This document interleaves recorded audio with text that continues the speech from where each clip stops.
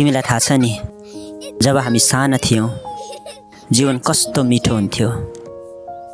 साना साना शखहरू थिए, त्यो पनि कति सरल। आफ्नै सुरमा गाइन्थ्यौँ, जसरी मन लाग्यो त्यसरी नाच्थ्यौँ। कागजमा के कोर्थ्यौँ, राम्रो भयो कि भएन भनेर कहिले सोचेनौँ।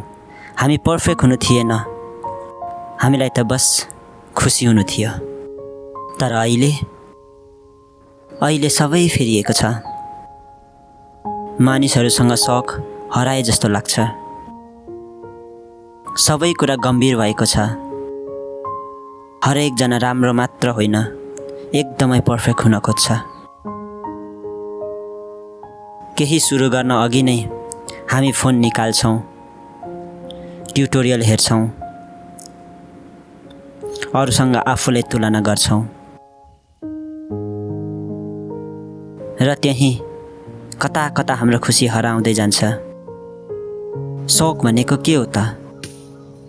कहिले पर्फेक्ट हुनका लागि थिएन नि, त्यो त अहिले बिग्रिएको, अधुरो तर साँचो हुने कुरा थियो। हामी त्यसमा राम्रो नभए पनि त्यसैले त हामीलाई जिउँदो जस्तो महसुस गराउँथ्यो।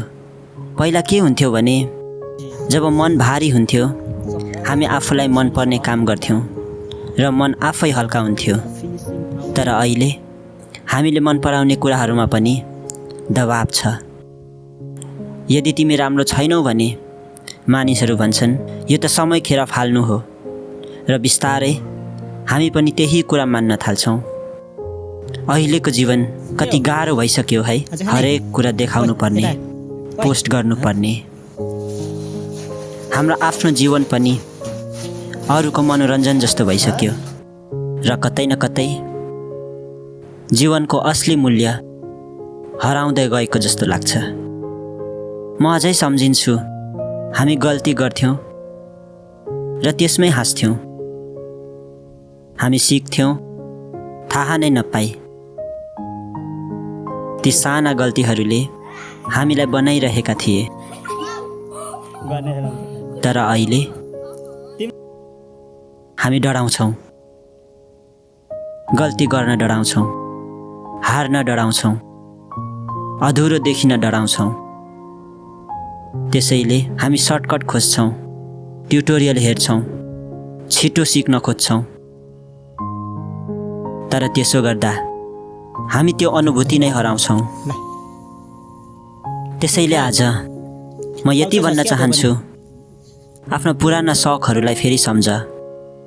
मनले चाहेको काम गर। तिमी त्यसमा राम्रो नभए पनि गल्ती गर